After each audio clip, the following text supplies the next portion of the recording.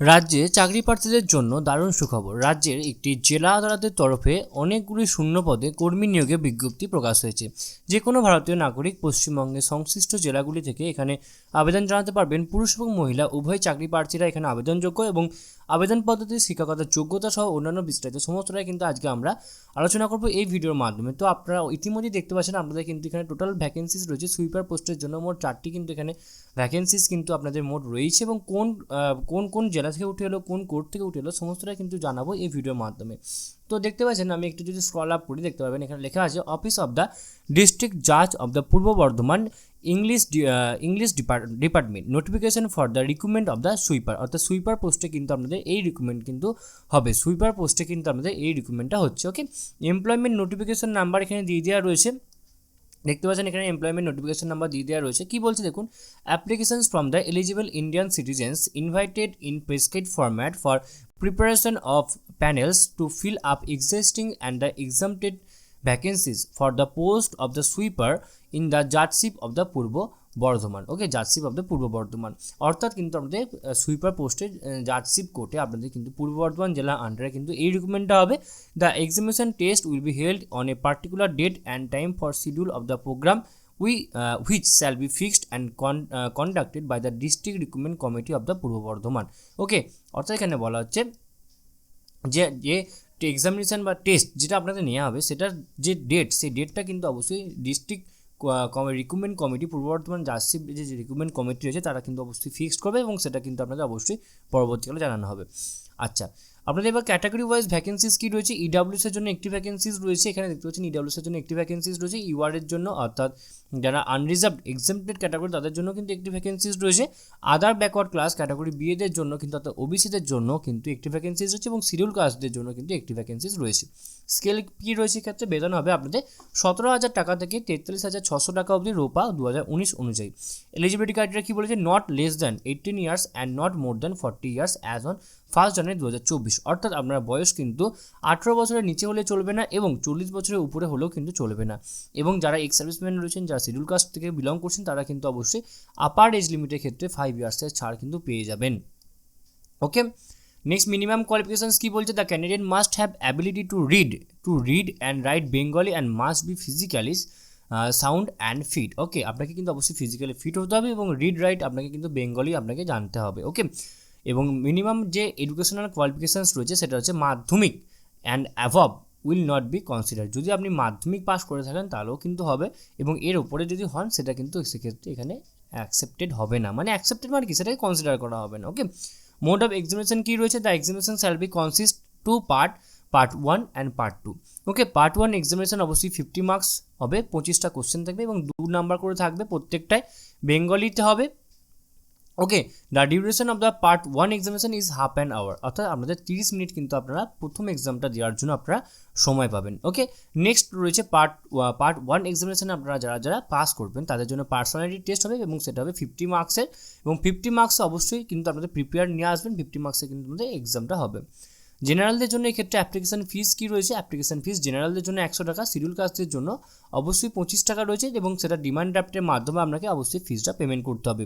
Mode of payment and the application fee by bank draft issue by the nationalized bank on the date after publication of the advertisement in favor of the district judge and the chairman of the district recruitment committee of the Purba Bardhaman judgeship payable at the Barddhaman. Okay, how to apply, আপনারা apply কীভাবে করবেন, আপনারা পূর্ব বর্ধমানের official ওয়েবসাইটে যাবেন, সেখানে আপনাদের এখানে দ্য ডিস্ট্রিক্ট জাজ কাম ডিস্ট্রিক্ট রিক্রুটমেন্ট কমিটি পূর্ব বর্ধমান জাজশিপ কোর্ট কম্পাউন্ড পূর্ব বর্ধমান পিনকোড এখানে দিয়ে দেওয়া রয়েছে। Accomplished bank by draft mention above, অর্থাৎ আপনাদের এই ঠিকানায় কিন্তু আপনাদের অবশ্যই কিন্তু আপনাদের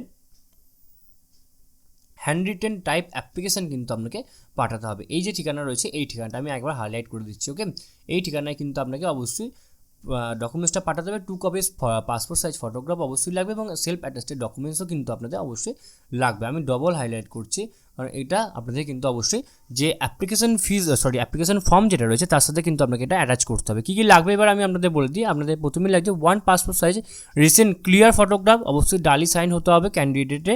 another passport photo enclose with the application form, অ্যাপ্লিকেশনের ফর্মের সাথে এনক্লোজ করে দেবেন। ফুল সিগনেচার করতে হবে ক্যান্ডিডেটের অবশ্যই অ্যাপ্লিকেশনের নিচে।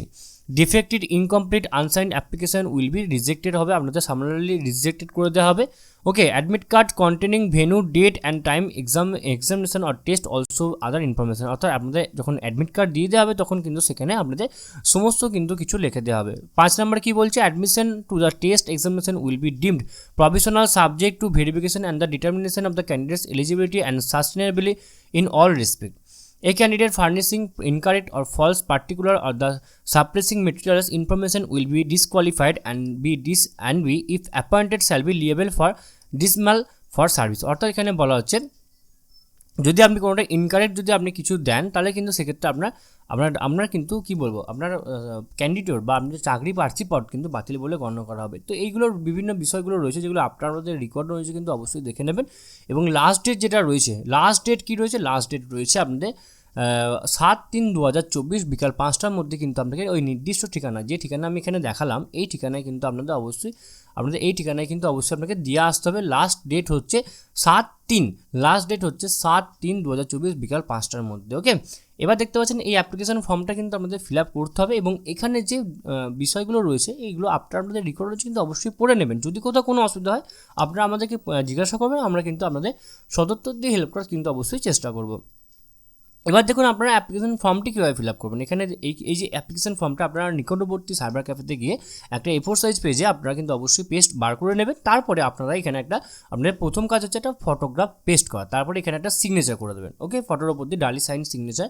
দেন এখানে আপনার ব্লক লেটারে, সমস্তটাই কিন্তু ব্লক লেটারে ফিল আপ করবেন। এখানে আপনার নিজের নামটা কিন্তু ভালো করে লিখবেন, তারপর এখানে ফাদার নেম আর হাজব্যান্ড নেম লিখবেন, তারপর এখানে আপনার ডেট অফ বার্থ অবশ্যই দেবেন এবং তার সাথে একটা সাপোর্টিং ডকুমেন্টস দেবেন। সেটা হতে পারে মাধ্যমিক অ্যাডমিট কার্ড অথবা আপনার বার্থ সার্টিফিকেট যেটা রয়েছে সেটা কিন্তু অবশ্যই দেবেন এবং সেটা অবশ্যই সেলফ অ্যাটাস্টেড করে দেবেন। অ্যাকচুয়াল এজ 1/1/2024 অনুযায়ী কত হচ্ছে সেটা এখানে দেবেন। দেন এখানে আমরা সেক্স মেল অর ফিমেল সেটা এখানে লিখবেন, সমস্ত বড়হাতে লিখবেন, ন্যাশনালিটি, রিলিজিয়ান এবং দেন এখানে আমরা অ্যাড্রেস লিখবেন। অবশ্যই পিনকোড সমেত আপনার পার্মানেন্ট এবং প্রেজেন্ট অ্যাড্রেস কিন্তু আপনাকে লিখতে হবে।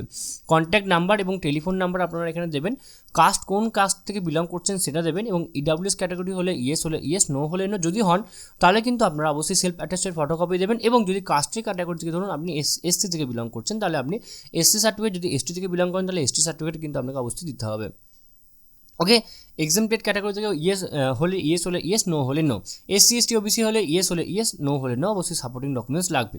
এডুকেশনাল কোয়ালিফিকেশানস কী রয়েছে সেটা আপনারা এখানে দেবেন এবং সাপোর্টিং ডকুমেন্টস হিসাবে আপনাদের বিভিন্ন রেজাল্ট বা মার্কশিট কিন্তু আপনারা এখানে দেবেন। ওকে, এবং এখানে amount of the bank draft, number and the date of the bank draft এবং name of the issuing bank. Okay, সমস্তটা কিন্তু এখানে দেবেন। অর্থাৎ আপনি যে টাকাটা পাঠাচ্ছেন, কোন ব্যাঙ্ক থেকে দিচ্ছেন, কত টাকা পাঠাচ্ছেন, কোন ডেটে দিচ্ছেন, সমস্তটা এখানে আপনাকে লিখতে হবে। ওকে, দেন এখানে একটা আপনাদের ডিক্লারেশন রয়েছে। কী বলেছে, I hereby declare that all the statement made in this application are true. অর্থাৎ এখানে বলা হচ্ছে আমি সমস্তটা ঘোষণা করছি যে আমার উপরোক্ত সমস্ত তথ্যগুলো কিন্তু সঠিক বলে গণ্য করা হচ্ছে, complete and the correct to the best of my knowledge and belief in the event any information being found false my candidate liable to be cancelled। অর্থাৎ এখানে বলা হচ্ছে যদি কোনোটা যদি সমস্তটা কিন্তু আমি বেস্ট অফ নলেজ আমি এখানে বিলিভ করে দিয়েছি, যদি কোনোটা পরবর্তীকালে মিথ্যা বলে প্রমাণ হয় বা ভুল বলে প্রমাণিত হয় তাহলে কিন্তু আমার ক্যান্ডিডেট অর্থাৎ আমার চাকরি প্রার্থী পদ বা আমার ক্যান্ডিডেটটা কিন্তু অবশ্যই বাতিল বলে গণ্য করা হবে। Only for candidate serving under government have no objection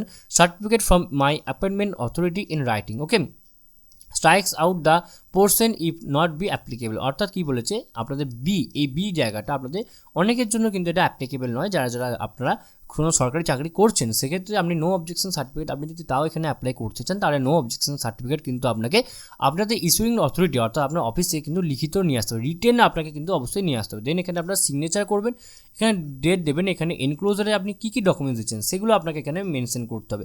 করে কিন্তু আপনারা সম্পূর্ণ ফর্মটা নির্দিষ্ট জায়গায়, নির্দিষ্ট স্থানে, নির্দিষ্ট তারিখের মধ্যে কিন্তু আপনারা অবশ্যই জমা দিয়ে আসবেন। তো আশা করি বুঝতে পারলেন। এবার আপনারা মনে হতে পারে যে আপনারা এই পিডিএফটা আপনারা দেখবেন কোথেকে, তার জন্য আপনাদের কিন্তু অবশ্যই পূর্ব বর্ধমান ডিস্ট্রিক্ট কোর্টসে অফিসিয়াল ওয়েবসাইটে চলে আসতে হবে। ডিস্ট্রিক্ট কোর্ট অফ পূর্ব বর্ধমান অর্থাৎ পূর্ব বর্ধমান জেলা আদালতে অফিসিয়াল ওয়েবসাইট, যার অফিসিয়াল ওয়েবসাইটটি হচ্ছে www.purbaBardhaman.dcourts.gov.in। বন্ধুরা, তো আপনারা কিন্তু এই অফিসিয়াল ওয়েবসাইটে এসে কিন্তু আপনারা সমস্তটা কিন্তু দেখে নিতে পারেন তো আশা করি আপনাদের সমস্ত আলোচনাটা খুব ভালো লাগলো, এবং এরপরও যদি আপনাদের কোথাও কোনোভাবে কোনো প্রবলেম হয়ে থাকে তো আপনারা কিন্তু অবশ্যই আমাদেরকে কমেন্ট বক্সে কমেন্ট করে জানাবেন, আমরা আপনাদেরকে সদুত্তর দিয়ে হেল্প করার চেষ্টা করবো। এছাড়াও আপনারা সকলেই জানেন যে the way of education update থাকে এবং আপডেট রাখে, সুতরাং নিজেদেরকে আপডেট রাখার জন্য এবং আপডেট থাকার জন্য আপনারা অবশ্যই আপনারা আমাদের চ্যানেলকে অবশ্যই সাবস্ক্রাইব করে দেবেন এবং পাশে থাকা বেল বাটনটা অবশ্যই ক্লিক করে দেবেন নিত্য নতুন আননোন চাকরি রিলেটেড ভিডিও সবার আগে পাওয়ার জন্য। সম্পূর্ণ ভিডিও দেখার জন্য আপনাদের সকলকে অসংখ্য ধন্যবাদ। দেখা হচ্ছে পরের ভিডিওতে, ততক্ষণ আপনারা সকলেই ভালো থাকবেন, সুস্থ থাকবেন। আপনাদের সকলকে আরও একবার অসংখ্য ধন্যবাদ।